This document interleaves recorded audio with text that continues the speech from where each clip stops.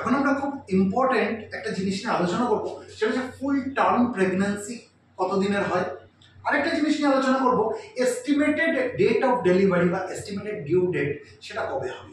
মানে মহিলাদের ক্ষেত্রে কি হয়, মহিলাদের ক্ষেত্রে মেনস্ট্রুয়েশন হয় আমরা জানি, তাই তো? এবার মহিলাটির মেনস্ট্রুয়েশন হয়েছে, পরের বার যখন তার মেনস্ট্রুয়েশন হওয়ার কথা তার মেনস্ট্রুয়েশন হলো না, যথারীতি তিনি টেস্ট করালেন এবং দেখলেন তিনি প্রেগনেন্ট।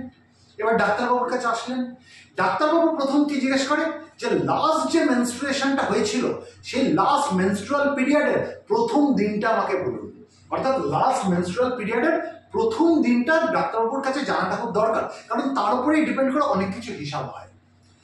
লাস্ট মেনস্ট্রুয়াল পিরিয়ড হয়েছিল মানে কি, তখন তিনি প্রেগনেন্ট হননি, তাই তো? তখন ফার্টিলাইজেশন হয়নি, পরে ফার্টিলাইজেশন হয়েছে যার কারণে তিনি প্রেগনেন্ট হয়েছেন। ধরে নেওয়া হয় মোটামুটি যে লাস্ট মেনস্ট্রুয়াল পিরিয়ডের প্রথম দিন থেকে যদি হিসাব করা হয় মোটামুটি 2 সপ্তাহ বাদে গিয়ে তার ফার্টিলাইজেশনটা হয়েছে, এটা ধরে নেওয়া হয়।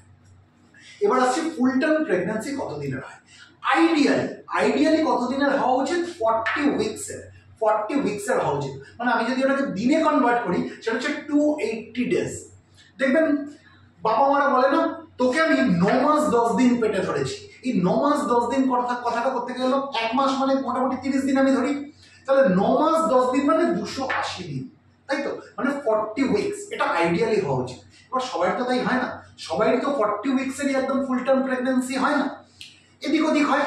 আমি ধরে নিলাম +- 1 উইক এদিক ওদিক হলো, অর্থাৎ বিটুইন 39 to 41 উইকস।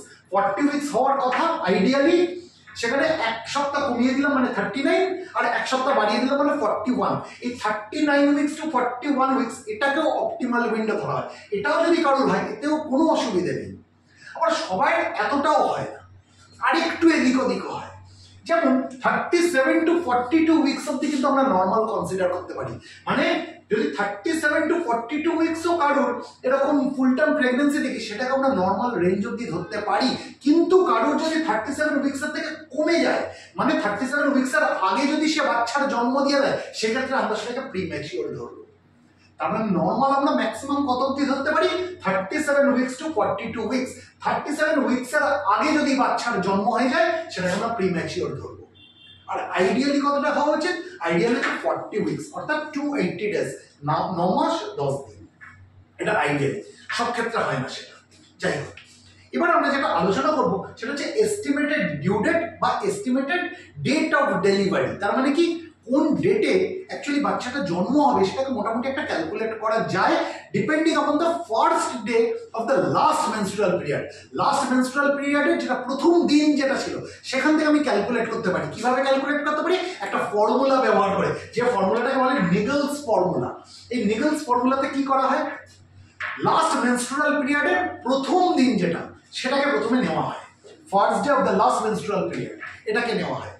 ডেটটা আমি পেলাম, এই ডেটটার সঙ্গে 7 দিন আরো যোগ করে দেওয়া হয় সেকেন্ড স্টেপে। 7 দিন যোগ করে আমি আরেকটা ডেট পেলাম। এখান থেকে স্ট্রেট হয়ে 3 মাসকে মাইনাস করে দেওয়া হয়, সাবট্রাক্ট করে দেওয়া হয়। তাহলে আমি আরেকটা ডেট পেলাম। আর ফাইনাল স্টেপে গিয়ে আমি কি করব, যে ডেটটা আমি পেলাম তার সঙ্গে 1 বছর যোগ করে দিলাম। মানে এই যে কথাটা আমি বললাম স্টেপগুলো, এটাকে আমি একটা উদাহরণ দিলে জিনিসটা ক্লিয়ার হয়ে যাবে। ধরুন কোনো মহিলা এসছেন, তিনি প্রেগনেন্ট, ডাক্তারবাবুর কাছে এসছেন। ডাক্তারবাবু কি জিজ্ঞেস করলো যে লাস্ট মেনস্ট্রুয়াল পিরিয়ডের প্রথম দিন কত। উনি একটা ডেট বলবেন, সেটা ডাক্তারবাবু প্রেসক্রিপশনে দেখবেন এরকম LMP বলে লিখে রাখে, লাস্ট মেনস্ট্রুয়াল পিরিয়ডের প্রথম দিনটা কত নোট করে রাখেন। হয়তো তিনি বললেন মে 8, 2009, মে মাসের 8 তারিখ 2009 সালে, এটা হচ্ছে লাস্ট মেনস্ট্রুয়াল পিরিয়ডের প্রথম দিন। এবার ডাক্তারবাবু কি করবেন, তার সাথে 7 দিন যোগ করে দেবেন। তাহলে মে 8, 2009 এর সাথে আমি যদি 7 দিন যোগ করি তাহলে কত হলো, মে 15, 2009। এবার এই যে মে 15, 2009 যে ডেটটা আমি পেলাম, এর সঙ্গে আমি কি করতে হবে, 3 মাসকে বিয়োগ করে দিতে হবে, 3 মাসকে কমিয়ে দিতে হবে। তাহলে মে 15, 2009 থেকে আমি যদি 3 মাস কমিয়ে দিই তাহলে সেটা কত হবে, ফেব্রুয়ারি 15, 2009। কারণ ফেব্রুয়ারি, মার্চ, এপ্রিল, মে 3 মাস কমে গেছে। এবার এই ফেব্রুয়ারি 15, 2009 সঙ্গে আমার লাস্ট স্টেপে কি করতে হবে, 1 বছর অ্যাড করে দিতে হবে। তাহলে ফেব্রুয়ারি 15, 2009 সঙ্গে আমি যদি 1 বছর যোগ করে দিই কত হবে, ফেব্রুয়ারি 15, 2010। এই যে ফেব্রুয়ারি 15, 2010 পেলাম, এটাই কিন্তু EDD, এটাই হচ্ছে এস্টিমেটেড ডেট অফ ডেলিভারি। মানে LMP-র মানে আমি যদি লাস্ট মেনস্ট্রুয়াল পিরিয়ডের প্রথম দিন যদি তার মে 8, 2009 হয়ে থাকে, তাহলে এস্টিমেটেড ডিউ ডেট বা এস্টিমেটেড ডেট অফ ডেলিভারিটা কত হবে? ফেব্রুয়ারি 15, 2010। বোঝাতে পারলাম? আরেকটা ডেট নিয়ে আমি জিনিসটা বলি, তাহলে জিনিসটা ক্লিয়ার হয়ে যাবে। আরেকজন মহিলা এসছেন, তিনিও প্রেগনেন্ট। ডাক্তারবাবু কি জিজ্ঞেস করলেন যে আপনার লাস্ট মেনস্ট্রুয়াল পিরিয়ডের প্রথম দিন কোনটা ছিল সেই ডেটটা বলুন। মহিলাটি বললেন 1 জানুয়ারি 2009, জানুয়ারি 1, 2009। এবার ডাক্তারবাবু কি করবেন? তার সঙ্গে 7 দিন আরো যোগ করে দেবেন। তাহলে জানুয়ারি 1, 2009 এর সঙ্গে 7 দিন যোগ করলে কত হলো? জানুয়ারি 8, 2009। তারপরে ডাক্তারবাবু কি করবেন? যে ডেটটা পেলেন তার থেকে 3 বিয়োগ করে দেবেন, সাবট্রাক্ট করে দেবেন। তাহলে কত পাবে? কত ডেটটা পাওয়া গেল? জানুয়ারি 8, 2009 থেকে 3 মাস কমে গেল, তার মানে অক্টোবর 8, 2008 হয়ে গেল। ঠিক আছে? লাস্ট স্টেপে কি করবেন ডাক্তারবাবু?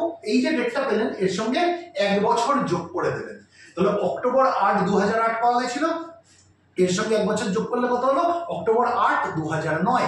অর্থাৎ সেই ভদ্রমহিলাটির যার লাস্ট মেনস্ট্রুয়াল পিরিয়ডের প্রথম দিন ছিল জানুয়ারি 1, 2009, তার এস্টিমেটেড ডেট অফ ডেলিভারি কত হলো? অক্টোবর 8, 2009। সেটাই লিখেছি, লাস্ট মেনস্ট্রুয়াল পিরিয়ডের প্রথম দিন কত? জানুয়ারি 1, 2009। তার এস্টিমেটেড ডিউ ডেট বা এস্টিমেটেড ডেট অফ ডেলিভারিটা কত দাঁড়ালো? অক্টোবর 8, 2009। এইভাবে আমরা লাস্ট মেনস্ট্রুয়াল পিরিয়ডের প্রথম দিনটা যদি জানতে পারি, সেখান থেকে আমরা এস্টিমেটেড ডিউ ডেট বা যাকে আমরা এস্টিমেটেড ডেট অফ ডেলিভারিও বলে থাকি, অর্থাৎ ইডিডি কে আমরা ক্যালকুলেট করতে পারি। এই অবধি আশা করি আমাদের কাছে পরিষ্কার হয়ে গেল।